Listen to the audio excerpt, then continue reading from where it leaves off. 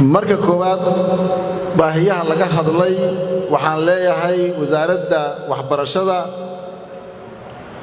dhismayaasha qabyada ama inta dhiman dhammaystirkooda wasaaraddu ha qaadato hawshaasna dhammaystira inta dhiman dhismayaasha.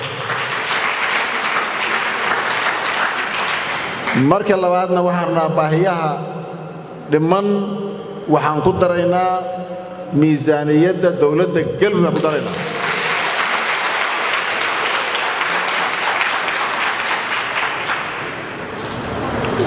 intaas kadib waxaan rabaa halkaan inaan dhammaan ummadda reer galmudug baaq uga diro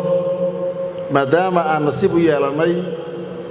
jaamacadda ummadda faraceeda galmudug meel kastoo la joogo waxaan leeyahay waxbarashada tayada leh ee halkan taalla ha laga soo wada qayb galo ee alan la keeno ardada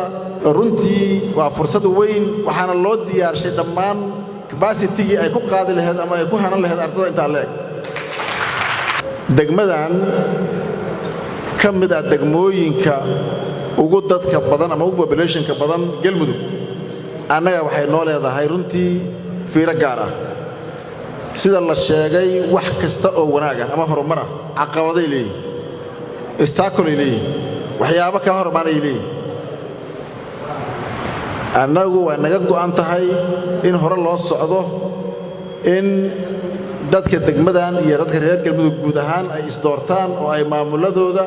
iyo golayaashooda doortaan waa naga go'an tahay.